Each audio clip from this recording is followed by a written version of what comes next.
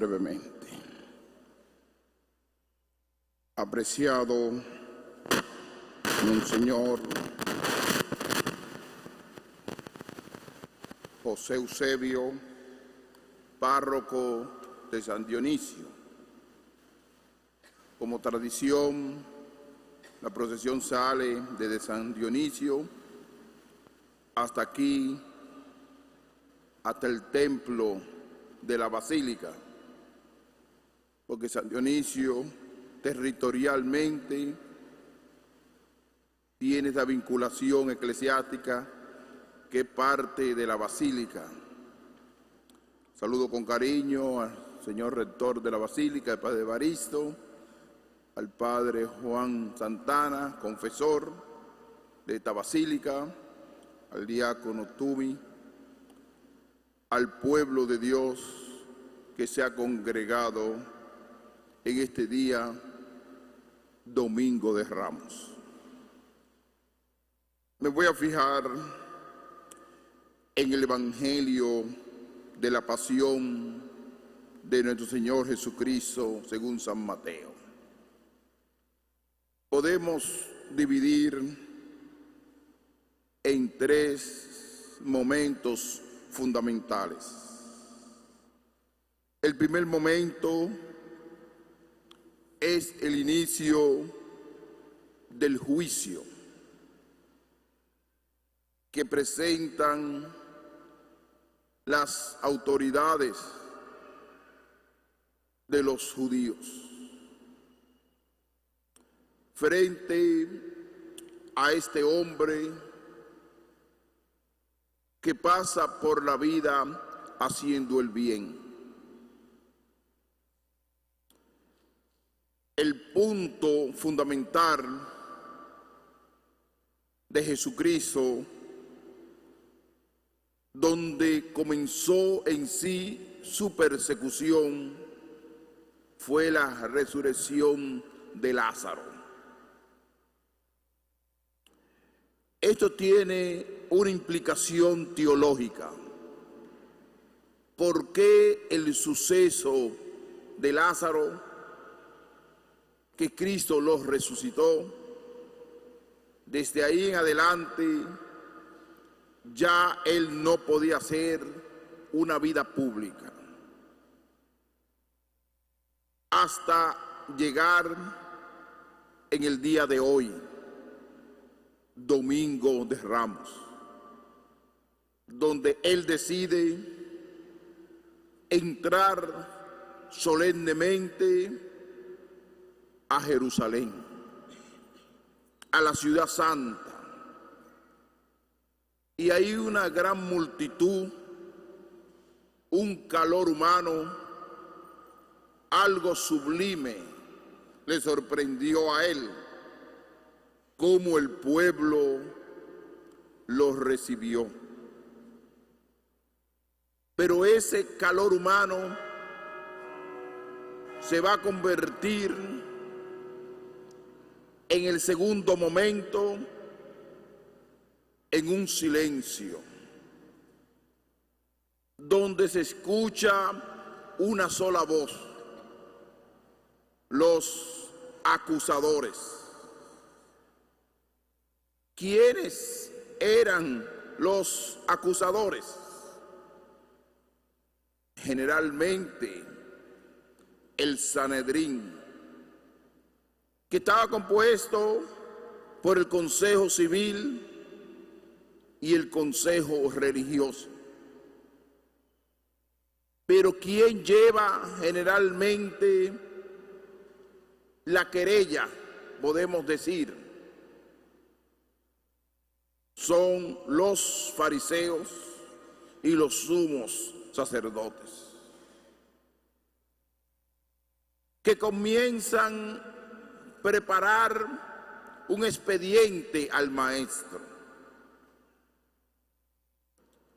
Y el expediente es su gran fuerza que está tomando, su gran influencia sobre la comunidad, porque lo están considerando como un rey. Lo sorprendente es que la gente lo recibe.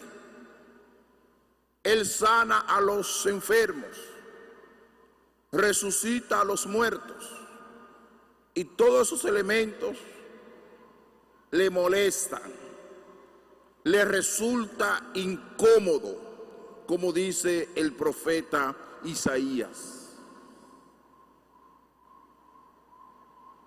Y ahí viene la propuesta a la autoridad del Imperio Romano, quienes tenían la autoridad para juzgar y condenar.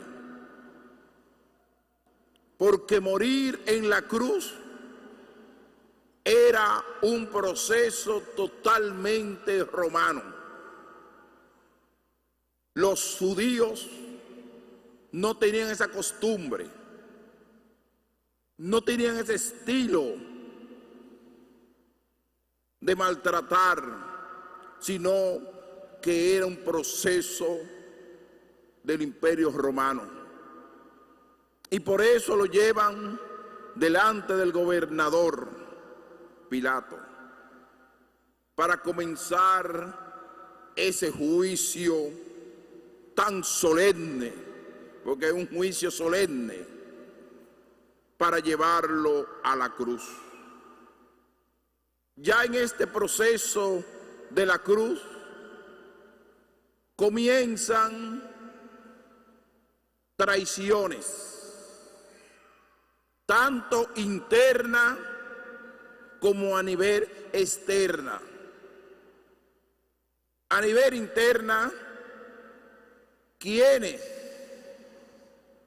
lo entregan o quienes lo niegan. Yo digo quienes en plural, porque Judas Iscariote representa una pluralidad, no solamente Judas, que es el traidor, sino hay miles de traidores alrededor del maestro, que van actuando con hipocresía, con mentira, frente a aquel que viene. Pedro, que era la confianza del maestro, pero Jesucristo le dice a Pedro: en cierto momento me va a negar en 3 ocasiones. Mientras a Judas Iscariote no le dice nada, simplemente le dice: haz lo que tiene que hacer, haz lo que tiene que hacer. Es decir, que hay una diferencia con la postura de Judas y con la postura de Pedro. Me va a negar, haz lo que tiene que hacer. Y cuando comenzó este proceso, los judíos comenzaron a gritar: llevarlo a la cruz, crucifíquenlo, él se lo merece. No veían la inocencia, no veían que era el verdadero Mesías, el que tenía que venir. Veían la realidad política, porque el imperio no puede quitar nuestra nación, no puede quitar nuestra religión. Y a la vez el sentido mesiánico que ellos no aceptaban. Y frente a todas esas acusaciones, aquí se produce que esa gran multitud que los recibe con ramos de olivos hace silencio. Muchos mantienen distancia, otros no lo conozco. Muchas mujeres permanecieron fiel a Él. Muchas personas mantenían en la periferia, observando a distancia este acontecimiento. Es decir, que hubo silencio. Muchas personas corrieron cuando vieron la verdad. Y Jesucristo sintió lo que se llama la soledad. Esa soledad que solamente lo sostiene nuestro Dios. Y Él dice: líbrame de este cáliz, pero que se cumpla tu voluntad. Aquí, en este segundo momento, ¿quiénes entran en la escena? Las autoridades del imperio, que comienzan ese proceso, pero ellos no se comprometen, porque el propio Pilato se lava las manos, porque él sabía la fuerza liberadora que tenía Jesucristo. Inclusive la propia esposa de Pilato le dice: anoche no dormiste bien, pasaste mucha pesadilla. Es decir, que su corazón estaba atormentado. Y él se lavó las manos. Es decir, que las autoridades civiles de aquel tiempo se lavan las manos diciendo: yo no encuentro culpa sobre este hombre. Pero que se cumpla lo que está diciendo el pueblo. Y lo entregaron, lo maltrataron, lo llevaron a la cruz con dos ladrones, uno a la izquierda y otro a la derecha. O dos personas que tenían una mala conducta. Un evangelio dice ladrones, otro dice que no, que fueron dos personas de mala conducta. Pero no eran personas que practicaban el bien, sino que había cierta desobediencia a la autoridad civil, y por eso estaban delante, uno a la derecha y uno a la izquierda. Y ellos también se burlan de él, estando en la misma situación. Por lo menos uno se arrepienta y le dice: acuérdate de mí cuando esté en tu reino. Ya al final, después de toda la escena de este maltrato, lo llevan a la cruz y muere. Pero post muerte hay un texto que aparece, que a veces no le damos mucha importancia: un tal José. Y fíjense lo que dice el evangelio, que era discípulo del maestro. Era un discípulo silencioso, que no hacía mucha bulla, y era rico. Es decir, que Jesucristo no rechazó nunca a ninguna clase social. Y ese rico fue que asumió toda la responsabilidad del entierro y lo colocó en una tumba y lo perfumó como costumbre de los judíos. Esto es un indicador que Jesucristo acogía a los pobres, acogía a los ricos, acogía a las mujeres, que en su espacio no había odio, sino lo que había era misericordia y compasión. y por declararlo el Mesías, la gente lo declaraba rey. A los judíos se llenó de sentimiento de odio, de rencor.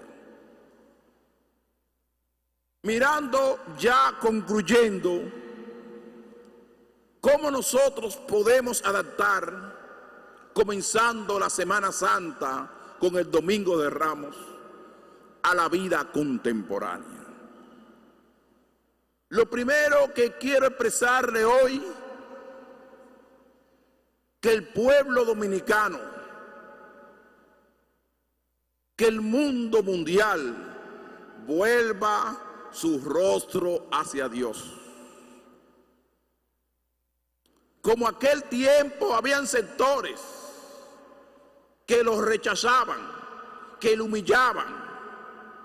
Hay forma que hoy también maltratan a Jesucristo cuando somos indiferentes a las cosas de Dios.